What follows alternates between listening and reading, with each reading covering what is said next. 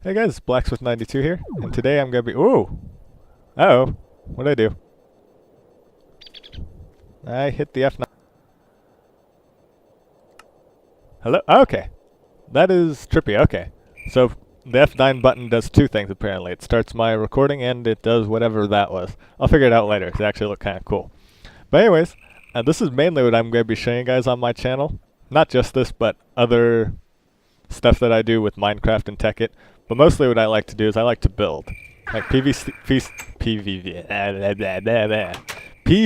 stuff is very fun. I do enjoy that. But yeah, this is what I normally do on Minecraft. I like to build stuff, like to make things that work. And that's why I like Tekkit, because it's all about building these intricate assembly lines. But before we get to that, I'm going to do a quick overview. I built my house in the most logical of locations at the bend of a river. Thankfully, because Tekkit is nothing like the real world, and it will never flood. Hold on, I'm going to turn down the sounds. Okay, I don't want to turn them down all the way. But music I do want off. So anyways, yes, I built it at the bend of a river, which I thought was pretty cool. So if you actually go down here, if you have a boat, you can actually go underneath part of my building. And I'll show you the underneath part in a little bit, but right now I'm just showing you guys an overview of the building. And so yeah, this is going to be my major factory. It's going to be the hub of my single player world. This is where stuff gets done, basically. I'm building, I have an assembly line to build solar panels, which is why I'm using solar power, because I have an assembly line that makes it for me, so it's not hard to get them. But anyways, I'm just going to show you guys where it all started. I started in this little hovel that I dug out, and then I quickly abandoned it and set that up. And now I just live out of that. And then this is my wheat farm, which I don't use anymore, because in Technic and Tekkit, why have a wheat farm when you can just take a piece of steak, stick it in this doodad, get as much steak as you want. So yeah, so I don't farm anymore. I don't worry about that. So this is my factory, and yeah, let's just start at the bottom. So in here, I have these throughout the factory. Basically, they just make me diamond. Oh, I'll show you guys my first EMC generator. I'll show you that in a bit. But anyways, this makes some of the power. This is my circuit assembly line. As you can see, it's pumping out circuits at a very consistent, nice pace. And then you come up here, and you have generators. I'll show you the generator thing. And this basically is just dedicated to making generators. Just tick-tocks, making generators, day in, day out, minute in, minute out, constantly. And then they come down into here. This is where the generators and the circuits meet up, along with the coal dust and the— what is this? Glass. And this is where the first solar panel gets made. And so this all, and then the floor below is just to make the solar panel. You come up here, and the solar panel gets turned into a a low voltage solar panel, I'm sorry. And that's what this little doodad is, this little compact thing right here. And then this giant machine makes the MV transformer. All of this goes to make the MV transformer. And then the MV transformer goes into here. And this is where MV solar panels are made. And then this is where they're stored. So this is all my solar panel factory. Over here is my overclocker factory, which it doesn't make them very fast. I just don't use them very much. You don't need a whole lot of overclockers, but they're a pain in the butt to make, so I automated it. So this makes the circuits and the copper cable you need for the overclocker. So this is all just for circuits and copper cable. Over here, this makes the coolant cell for it. And I'll show you guys how I make an overclocker factory, because I actually really do like how this is set up. You can definitely scale it much bigger, which is great if you're on a multiplayer server, but since it's just me, I decided just to make it a nice small overclocker factory. So anyways, yeah, I have infinite overclockers. I have as many solar panels as I can need as long as you're willing to wait, because it is kind of slow to make an MV solar panel. It takes 64 solar panels. Yes, 64 solar panels to make one MV solar. Here is my carbon, no, not my carbon plates, my advanced alloy, that's what it's called. So this makes the bronze, this makes the iron, refines the iron, this makes the tin, this assembles it, and then it goes into a compressor and ends up here. I can actually probably put another overclocker in here, and I'll do that later. Oh, this, okay. Sorry, I'm a little scatterbrained, but my factory is a little scatterbrained design too, so it works out.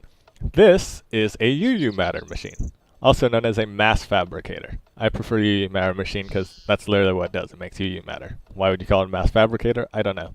Anyways, this is where it is. It's got power. Let's see how much power. Because I have an EU reader. There we go. 2774.67 EU per tick. Is that a lot? It's a good amount. For a survival world, yeah, that's a good amount of power. That's a lot of power. If you're in creative, yeah, you could build a whole lot more, because this is really just 3 HV solars and then, I'll just say a fair number of MV solars, because I don't want to look it up. Anyways, so UU matter gets made, sent into here, crafted into iridium ore. But if you really want a UU matter machine to work fast, or faster, I should say, you can either increase the power, which is a pain in the butt, or you can increase the power and add scrap. And the scrap literally just feeds into the bottom of that mass fabricator. And it is important that you feed it into the bottom, so it ends up in this slot. But anyways, that's what all these are. These are all recyclers with 5 overclockers in them. And literally their job is just to process copious amounts of cobblestone and make me scrap for my UU machine. So those are the machines. Actually, those are the only machines I have for my factory so far. I'll probably expand the solar panel factory just so it makes them faster, because that's like the crowning achievement I think of factories is overclockers and solar panels when you get to the HV level, which I still have to do. I just make MV solar. But this is my first EMC generator in the single player world. Literally, it's a very simple concept. It makes cobblestone from lava and water. It's basically a cobblestone generator with block breakers on top, controlled by a timer, which feeds into a condenser, let me rethink that sentence. So you send the cobblestone in, and converts the cobblestone to EMC, you convert the EMC into diamond. That's basically all it does. It's a very simple machine. Very easy to set up, very much worth it in a single player survival world. If you're in creative, and you want to set up a permanent EMC generator, don't bother with that, because it's super slow. But if you want to make a lot of EMC, the way to go is MK3 collectors. In case you guys are wondering, I did not cheat. You'll just have to take my word for it. I did get this all legitimate. It took a while, but mostly what I did was I just invested a lot of my EMC and kept reinvesting it into making these. And then while I was waiting for that, I basically just built my factory, tinkered with it, fixed the power supply issues, which it had a lot of, because when you add overclockers, it just makes a lot of power issues. I.e., you don't have enough power. But anyways, got the factory up and running, and I'm going to show you guys my favorite part of the factory. Not here. Although the circuits, this is where I started, the circuits. I do love circuit factories, because I hate making circuits by hand. Absolutely hate it. You need refined iron. You need copper. Redstone's not a problem. It's refining the iron and making the copper cable that's really annoying. And you always need them, so might as well just automate it. If you're going to build one machine in Tekkit, build yourself a circuit assembly line. It's worth it. You'll be making circuits forever in Tekkit. This is my favorite room. Not because it has these things, although these are cool. Ooh, they have a lot of stuff in them. Sweet. But no, because it supports the river. That's the river right above us. So I like this room just because it's underwater, sort of. And yeah, I just think it's cool. You get to look up, you see the water, and when you're above ground, you can look down into it. Wow, wow, wow. So yeah, so you see you could look down into it, And yeah, I don't know. This is one of my. I used to have another single player world, but I sort of lost it. But this one I really like, just because it's got a much larger factory that I can keep expanding. I plan on building maybe a tower or something on it, maybe a dead center. Who knows? To be honest, I'm not 100% sure what I'm going to do with this place, but this is going to be the central hub for where for my single player world. And I'm going to have a base over there. There's actually nothing there right now, so I don't think I'm going to bother showing you it. Because I'll actually make a video, maybe a speed build or something, showing me starting at least that second base, because I do have a really cool idea for it, so stay tuned for that if you want to see it. And then the ocean. It's 2,204 meters away. That's far.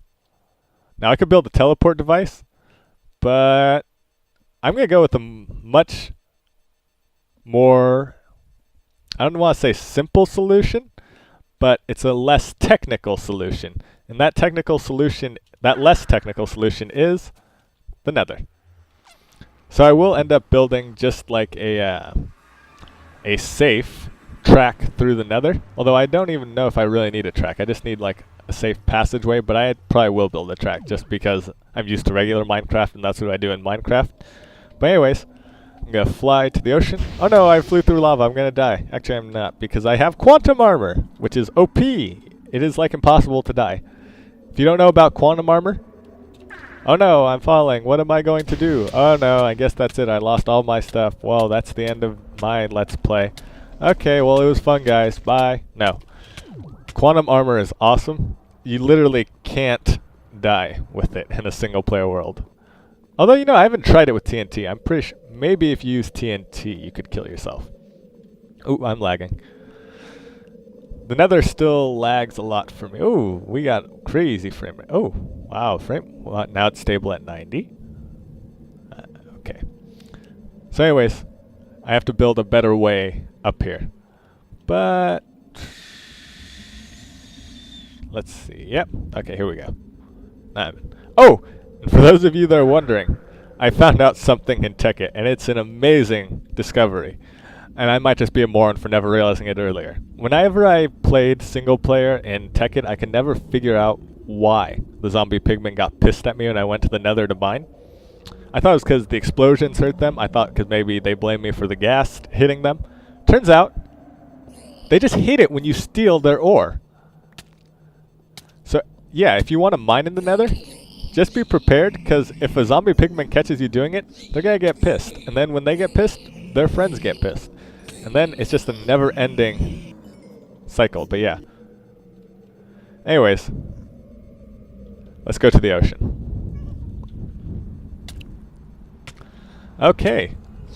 Fine, you can go to the ocean too. Or you can die. One or the other. Okay, he dies.